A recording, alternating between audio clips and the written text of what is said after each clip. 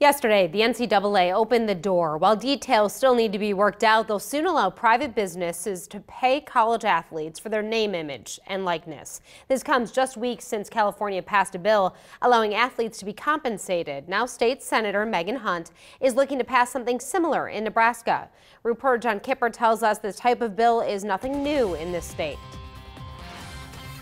Jenny, Senator Ernie Chambers has been trying to pay college athletes in Nebraska for decades. In fact, here's him in 1983, pushing his proposal with Husker apparel on.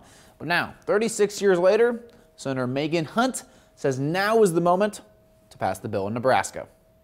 I just don't think it's right that we're putting these players through so much, that we're asking them to do a lot to entertain us, to make money for the university, for the NCAA, but they don't get to benefit financially from any of that. It's time for the athletes to get paid. That's what Senator Hunt is going to be saying to the unicameral when the next legislative session begins in January. This comes after the NCAA announced Tuesday that they will soon permit students participating in athletics the opportunity to benefit from the use of their name, image, and likeness in a manner consistent with the collegiate model.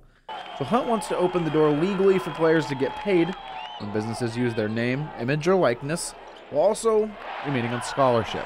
A scholarship is very valuable, but I just don't think that it comes close to being fair compensation for the value that they bring to universities and institutions, to the money that they make for the NCAA, and also the great physical cost that athletes have in doing that performance and playing the game. Nebraska Athletic Director Bill Moose sent 3 News Now a statement saying, "We are closely monitoring the latest information and discussions regarding the use of a student athlete's name, image, and likeness.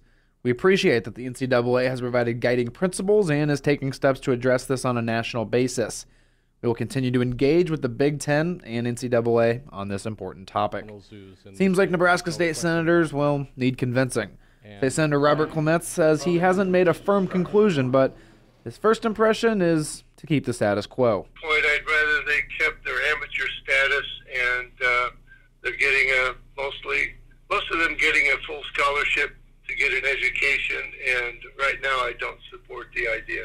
Others like Senator John McAllister say they need more information, but he does acknowledge there is problems with the current system. Some athletes that may be trying to raise a family, and it's difficult for them to do that with the arrangement they have with the athletic department.